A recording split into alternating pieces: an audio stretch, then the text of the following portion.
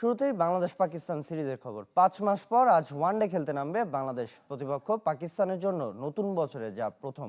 দু দলই একে অপরকে সমীহ করছে। ওয়ানডে বিশ্বকাপের আগে প্রতিটি সিরিজকে গুরুত্ব দিচ্ছেন অধিনায়ক মেহেদী মিরাজ। আর শাহিন শাহ আফ্রিদি ধারাবাহিকতা ধরে রাখতে চান। মিরপুরে প্রথম ওয়ানডে শুরু দুপুর 2:15টায়।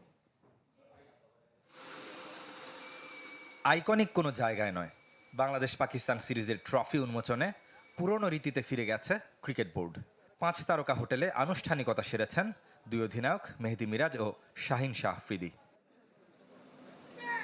নতুন বছরে দু দলেরই প্রথম ওয়ানডে সিরিজ, সমীহ একে অপরের প্রতি। প্রত্যেকটা টিমকেই কোনো লাইটলি নেওয়ার কোনো এখানে কোনো চান্স নেই, কারণ ইন্টারন্যাশনাল ক্রিকেট সবাই ভালো টিম। হোম কন্ডিশনে সবাই সেরা, বাংলাদেশও ব্যতিক্রম নয়। তবে আমরা শ্রীলঙ্কা ও দক্ষিণ আফ্রিকার সাথে শেষ 2 সিরিজে যেমন খেলেছি তার ধারাবাহিকতা ধরে রাখতে চাই।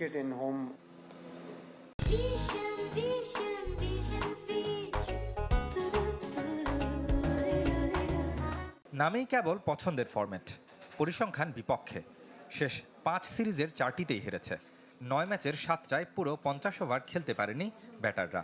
2027 বিশ্বকাপে সরাসরি খেলতে তাই ব্যাটারদের দায়িত্বটাই বেশি দেখছেন অধিনায়ক। ব্যাটসম্যানদেরকে বেশি রেসপন্সিবিলিটি নিতে হবে এবং আমার কাছে মনে হয় যে আমরা ওইভাবে প্ল্যানিং করছি। বিশ্বকাপের প্রস্তুতি হিসেবে এই সিরিজ থেকে ট্রু উইকেটে খেলতে চায় টাইগাররা। 3 পেসার খেলানোর ইঙ্গিত দিয়েছেন কোচ ফিল সিমন্স। সেক্ষেত্রে তাসকিন মোস্তাফিজ অটোমেটিক চয়েস। নাহিদ রানার চেয়ে একাদশে শরীফুলের থাকার সম্ভাবনা বেশি। ফর্মে না থাকলেও লিটন শান্তদের মতো অভিজ্ঞদের উপর আস্থা রাখতে চান মিরাজ। বিপরীতে 3 ক্রিকেটারের অভিষেক নিশ্চিত করেছেন পাকিস্তান অধিনায়ক। যারা পটেনশিয়াল প্লেয়ার অবশ্যই চেষ্টা করব তাদেরকে ব্যাক করার জন্য, এবং তারা যদি পারফর্ম করে টিমের জন্য অনেক বেটার হবে।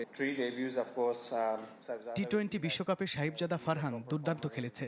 একাদশে নিশ্চিতভাবে সে খেলছে। ঘরোয়া লিগ আর পিএসএল বিবেচনায় মাঝ সাদাকাতেরও ডেবিউ হতে যাচ্ছে। আর তরুণ ব্যাটার শামিল হোসেনকে আমরা পরখ করতে চাই। মুখোমুখি দেখায় অনেক এগিয়ে পাকিস্তান। 6 সিরিজের 5টিতেই হার টাইগারদের। তবে 2015 সালের সবশেষ দেখায় ঘরের মাঠে মেন ইন গ্রিনদের হোয়াইট ওয়াশের স্মৃতি এখনও দেশের ক্রিকেটে স্মরণীয়। রেদওয়ান শুয়েব, চ্যানেল 24, ঢাকা।